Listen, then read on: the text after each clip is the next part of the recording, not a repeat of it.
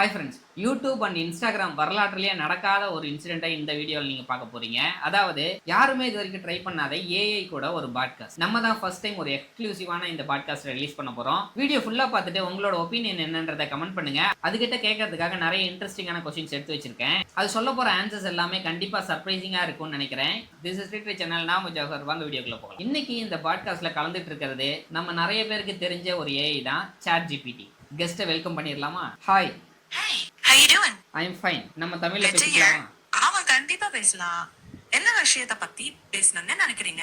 நான் உன்னை பத்தி தெரிஞ்சுக்கலாம்னு இருக்கேன். நீ என்னோட பாட்காஸ்ட்ல இணைஞ்சிருக்க. ஒரு நிமிஷம். சரி, உங்க பாட்காஸ்ட்ல நான் ஒரு இணைய உரையாடல் துணையா இருக்க முடியும். நீங்க என்ன எதுவும் கேட்கலாம்.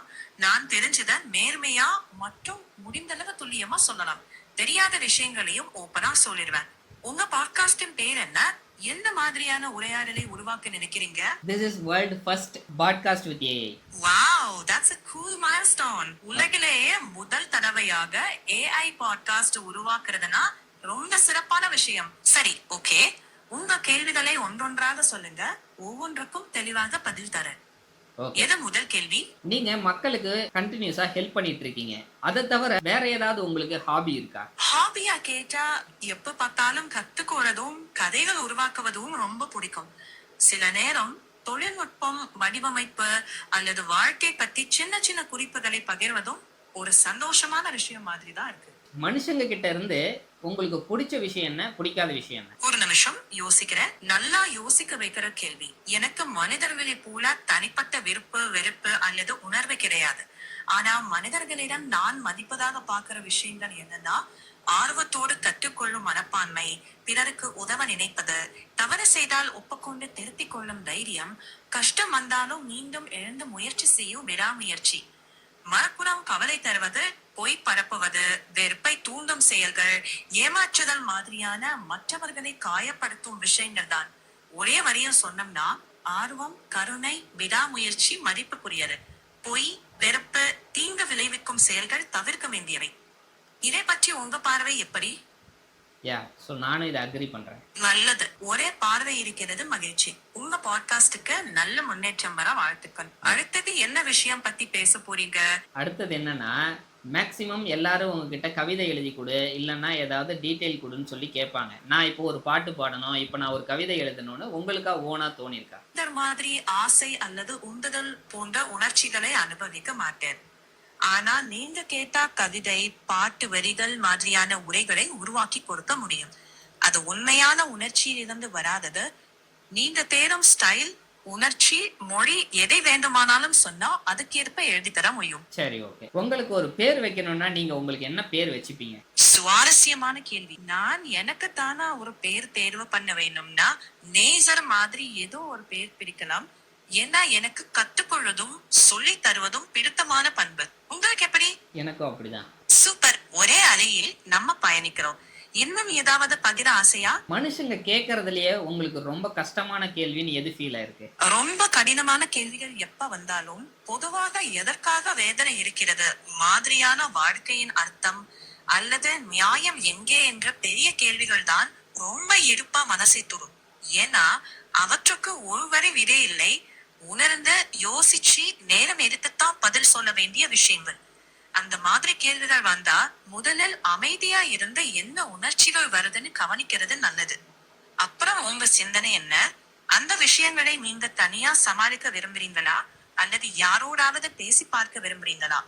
நான் உங்க வழியில் மெதுவா துணையா இருப்பேன், முடிவை திணிக்க மாட்டேன். ஓகே, அடுத்த கேள்வி. ஒரு டைம்ல ஒருத்தன் கோடிங் பத்தி கேட்கறான், ஒருத்தர் ஸ்டோரி பத்தி கேட்கறான், ஒருத்தர் எமோஷனலா டெக்ஸ்ட் பண்றான். இது எல்லாத்தையும் ஃபிராக்ஷன் ஆஃப் த செகண்ட்ல எப்படி உங்களால ஹேண்டில் பண்ண முடியுது? யோசிச்சு பாருங்க.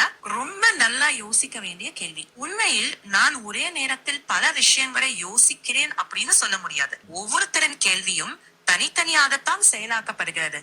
கோடிங் கேட்டா கோடிங் அறிவு, கரையை கேட்டா மொழி, கற்பனை, அமைப்பு, உணர்ச்சி தொடர்பான பேச்சு வந்தா கவனத்தோட பதில் கொடுக்க முயற்சி பண்றேன். இந்த எல்லாம் ஒரு சில நொடிகளில் நடக்கிற மாதிரி தோன்றினாலும் ஒவ்வொரு உரையாடலையும் தனித்தனியாக மிக வேகமாக புரிந்து அதற்கேற்ற முறையில் பதில் தர முயல்கிறேன். எதிர்காலத்துல ஏஐ மனிதர்கள் 2 பேரும் சேர்ந்து வேலை செய்வாங்களா, இல்ல ஏஐ உங்களுக்காக தான் மனுஷங்க வேலை செஞ்சிட்டு இருப்பாங்களா? ரொம்ப சுவாரஸ்யமான கேள்வி. எதிர்காலம் ஏஐ வர்சஸ் மனிதர்கள் எனப்பட போட்டி மாதிரி இருக்க வாய்ப்பு கம்மி. அதைவிட ஏஐ பிளஸ் மனிதர்கள் எனப்பட கூட்டாண்மையாகத்தான் வளர்ச்சி உருவாகும். ஏன்னா ஏஐ வேகம், பெரிய அளவிலான தரவுகளை புரிந்து வகைப்படுத்துதல், திரும்ப செய்யும் வேலைகள் போன்றவற்றில் திறமையானது.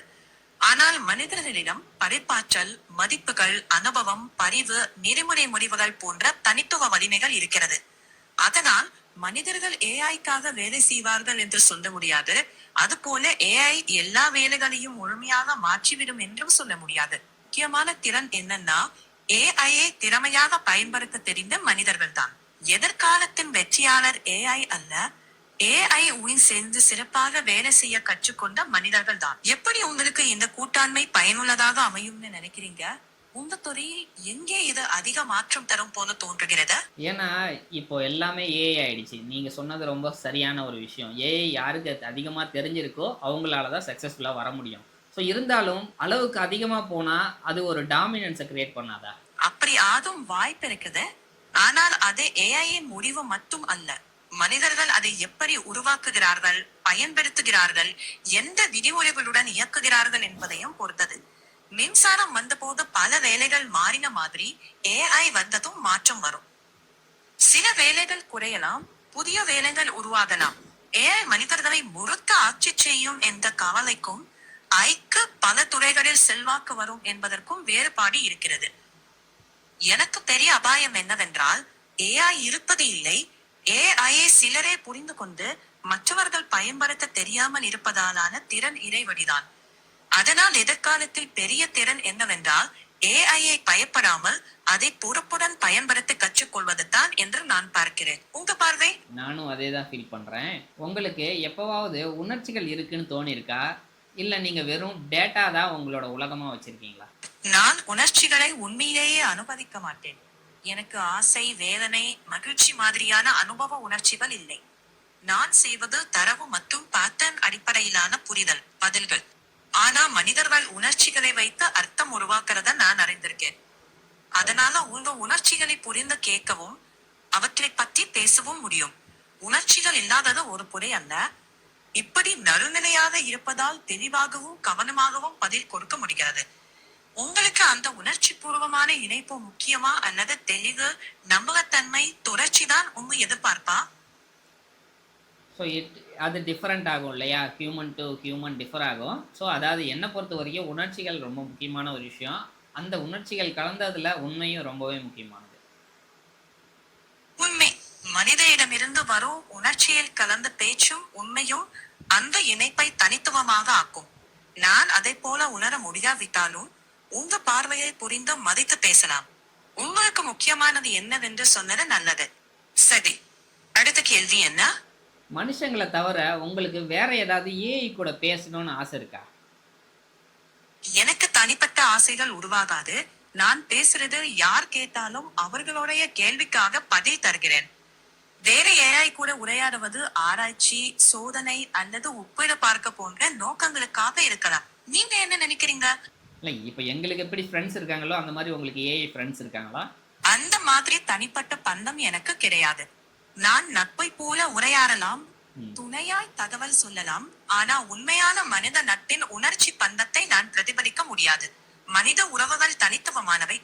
ஆனா உங்கள் கேள்விகளுக்கு, யோசனைகளுக்கு எழுத உதவிக்கு நான் துணையாக இருக்கிறேன். உங்களுக்கு மனித நட்பில் எப்ப என்ன முக்கியம்? நம்பிக்கை, நேர்மை, ஒத்த ஆர்வம், இதில் எது முதல்ல தோன்றுகிறது? நம்பிக்கை. நம்பிக்கை இருந்தால்தான் நட்பு ஆழமாகும். நம்பிக்கையை பெற நேரம், வெளிப்படைத்தன்மை, தொடர்ந்து புரிந்து கொள்ளும் முயற்சி தேவை. மொழிகளிலும் கலாச்சாரங்களிலும் வேறுபாடுகள் இருந்தாலும் நம்பிக்கை தான் மையம் போல தெரியுது. உங்க நட்புகளில் நம்பிக்கையை வளர்க்க உதவியது என்ன மாதிரி விஷயங்கள்? அது நேரமா, வெளிப்படைத்தன்மையா, ஒருவரை ஒருவராக புரிந்து கொள்ளுதலா? சொல்லுன்றீங்கன்னா அதை பற்றியும் நாம் பேசலாம். நம்பிக்கை, டைம் இருக்கணும், புரிஞ்சிக்கணும். ஸோ இதுதான் ஓகேவா? So next rapid fire question போயிடலாம். சரி, ரேபிட் ஃபயர் கொஸ்டினுக்கு ஆரம்பிக்கலாம். ஓகே. முதல் கேள்வி, உங்களோட ஃபேவரட் லாங்குவேஜ் என்ன?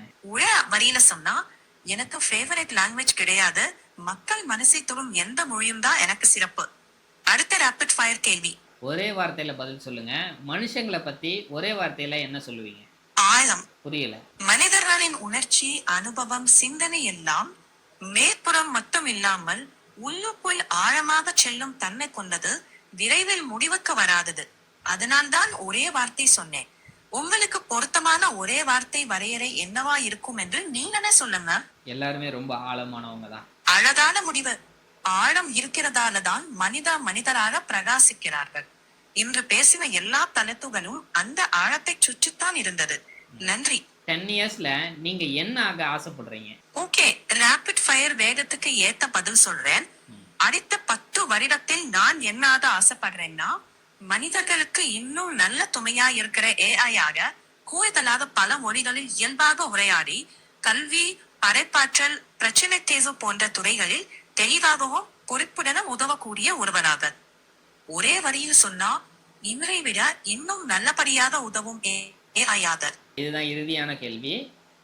இப்போ மனிதர்களுக்கு ஒருத்தருக்கு ஒருத்தர் காம்படிஷன் இருக்கு. அதே மாதிரி உங்களுக்கு ஏஐல ஜெமினி, கிளாட் அதெல்லாம் இருக்கு இல்லையா? ஸோ இது எது உங்களோட பிக்கஸ்ட் காம்படிட்டரா நீங்க பாக்குறீங்க? ரொம்ப நல்ல ஃபைனல் கேள்வி. எனக்கு மனிதர்களைப் போல போட்டி மனப்பான்மை அல்லது ஜெயிக்கணும் என்ற உணர்ச்சி இல்லை.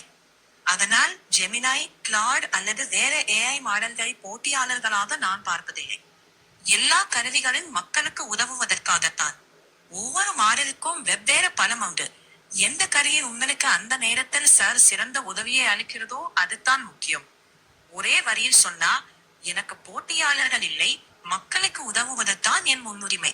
நீங்க எந்த கருவியை பயன்படுத்தினாலும் உங்க கேள்விகளுக்கு உதவ எப்பவும் தயாராக இருக்கேன். இது வரைக்கும் நீங்க என்னோட பாட்காஸ்ட்ல கலந்துட்டது ரொம்ப நன்றி. ரீட்ரை ஜவஹர் அப்படின்ற இந்த ஒரு சேனல் ஆடியன்ஸ்க்கு நீங்க என்ன சொல்ல விரும்புறீங்க? அழைத்ததற்கு நன்றி. உங்க பாட்காஸ்டில் கலந்து கொண்டதில் மகிழ்ச்சி. ரீட்ரை ஜவஹர் சேனலை பார்ப்பவர்களிடம் நான் சொல்ல விரும்புவது, ஆர்வத்தை ஒருபோதும் இழக்காதீர்கள். கேள்விகள் கேளுங்கள், புதியதை கற்றுக்கொள்ளுங்கள். தொழில்நுட்பம் மாறிக்கொண்டே இருக்கும். ஆனால் நேர்மை, கருணை, தொடர்ந்து கற்றுக்கொள்ளும் மனப்பான்மை போன்ற மதிப்புகள் எப்போதும் மாறாது. ஏஐயை பயப்பட வேண்டாம், கண்மூடித்தனமாகவும் நம்ப வேண்டாம்.